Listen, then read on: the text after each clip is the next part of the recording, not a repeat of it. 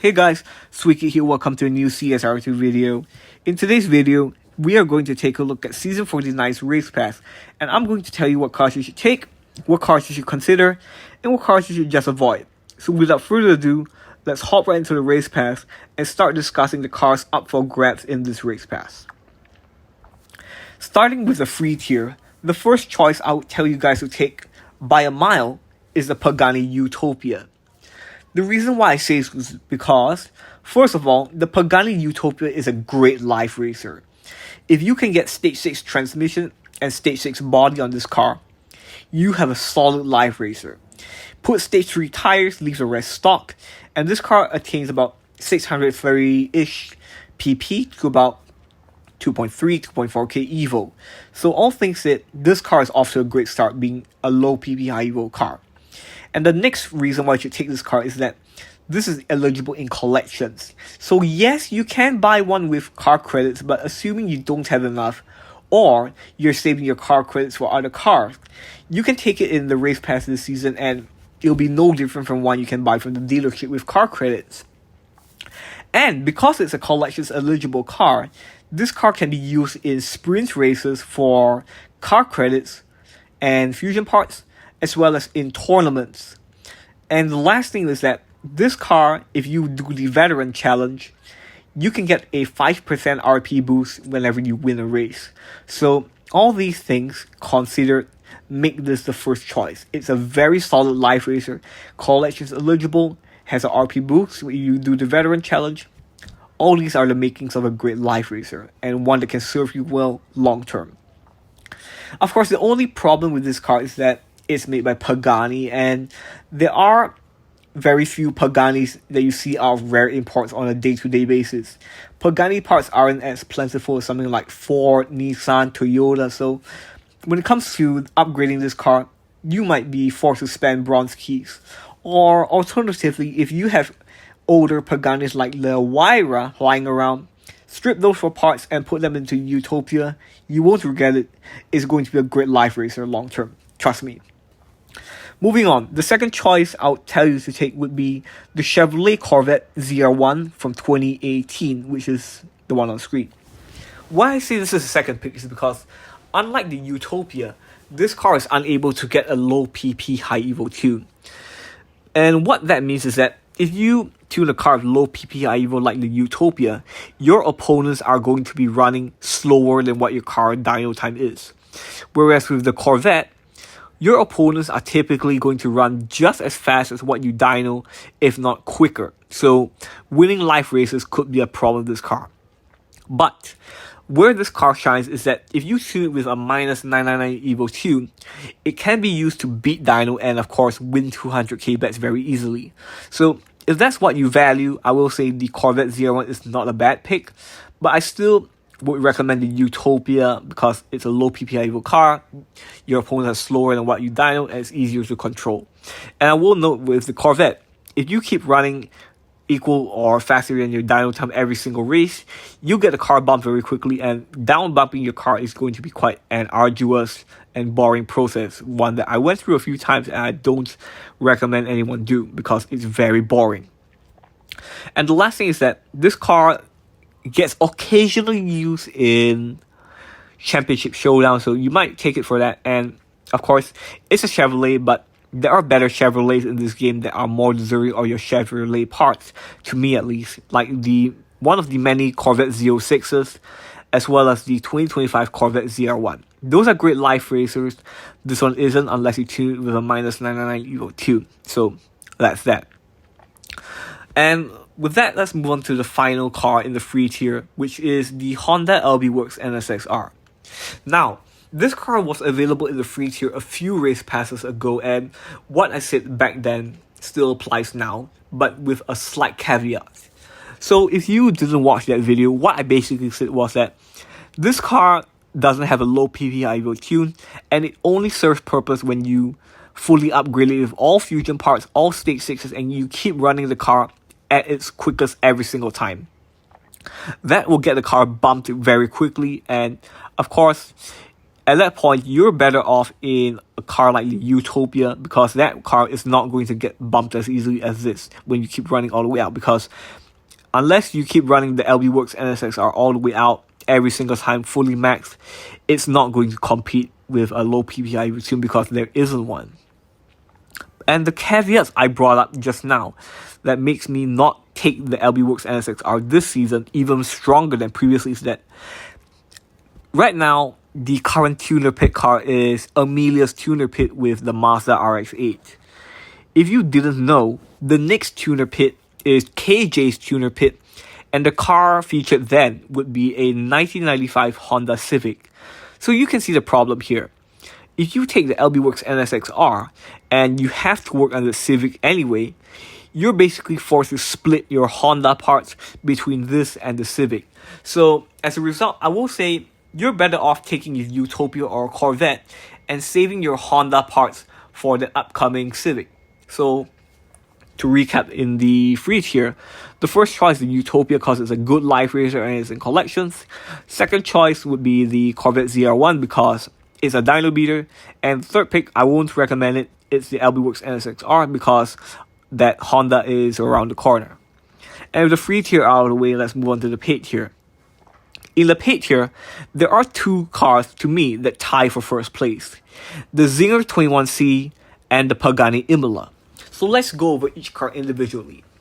Starting with the 21C. This used to be a flash event car. It was then made available in gold crates in the Rattlesnake event, and finally now it's available in the Race Pass. All things said, I will say the Zinger 21C has potential to be a good life racer. The reason why I cannot confirm this is because I don't own one myself, and from the research I've done, it doesn't seem to pull the same Evo as the 21C VMAX and the 21C Rattlesnake. So on paper, this could be a good life racer if it follows those other two, but I cannot prove it. So I could be a bit biased here because one of the videos I watched about this car included a tune with all stage 5 only. So very well, this car could excel if you have stage 6 transmission and stage 6 body, like many cars including the Utopia need to get a good PP to Evo ratio. So this car could very well dominate with those two, but I'm not too sure. So until I can prove it, I'll just say this car is a theoretical good car, but not one I can prove. So that's that. Of course, the fact it's used in a flash event also means you can take it. So if the flash event comes back around, you can use it for that and you won't have to pay to get the car. But of course, the biggest problem of this car by far, even more than being unknown if it's good live racing or not, is that it's made by Zinger. And the only time Zinger parts were available for free is in that Rattlesnake event, which you could open Zinger crates with bronze keys. Outside of that, you will have to depend on the Weekly Elite Cup, Universals from the Race Pass, or paid crates if you want to get this car upgraded. So all things said, the 21C could be very difficult to upgrade, but assuming you want a car that's potentially very good live racing, this car is definitely a good option. And the last thing is that this car can also run under its own dyno time by about 300 milliseconds, regardless how you tune it. So a very good dyno beater that adds on to this car's potential. If it turns out to be a good life racer, that's even better because it's going to be a good life racer and beat its own dyno time. But again, I will leave that up in the air because it has potential, but I don't know to what degree. Moving on, the second choice for the first pick would be the Pagani Imola. Now, the Pagani Imola, I've seen it in live racing and it is quite good. But from the videos I've watched, the PP to Evo ratio it gets is pretty mediocre. At about 620-ish PP to about 1.8k Evo. But just like the 21C, this video showed the car without any stage 6s. They were all stage 5. So, very well, this car could need stage 6 body and stage 6 transmission to shine. I'm not sure on that, but if we go over cars like the Utopia, most tier 5 cars in this game, they need stage 6s to shine, being transmission and body. So very well the Imola could also be like that. But again, I don't have the car to prove it because I never worked on my Imola because the events it was used in just weren't to my liking. And speaking of events, the Imola gets used in more events than the 21C. So if you value a car that can potentially be used in more events, the Imola is definitely an option.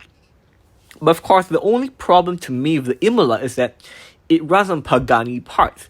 And Pagani parts are better off in the Utopia because you can life race in the Utopia very well long term. I can prove that because I have the Utopia Roadster and it turned out to be a solid life racer and it was worthy of my parts. Whereas the Imola, I will say, is decent at life racing, but it lags behind the Utopia. So if you value a Pagani for life racing, take the Utopia first and worry about the Imola some other day.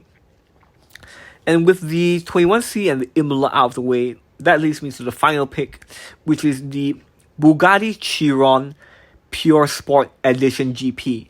Now, just like all Chirons in this game, these cars are only good at one thing, and that is beating dyno just like the Corvette ZR1 in the free tier. So if you tune a car like that, again, you're not getting much lobby advantage. Your opponents are going to be running quicker or equal to your dyno time, so it's going to be a very difficult car to control. And because it's a Bugatti, I will admit right now that there are better Bugattis in this game, such as the Mistral. The Mistral is the one that comes to mind when I talk about good Bugattis. So, all things said, I will not recommend you take the Chiron unless you really want a car that can beat dyno. So, to recap the paid tier, you have to decide between the 21C and the Imola. The 21C has potential to be a good life racer and can beat dyno, that's for sure. But it's very difficult to upgrade because it runs on Zinger parts. And for the Imola is easier to upgrade because Pagani parts are easier to come by than Zinger.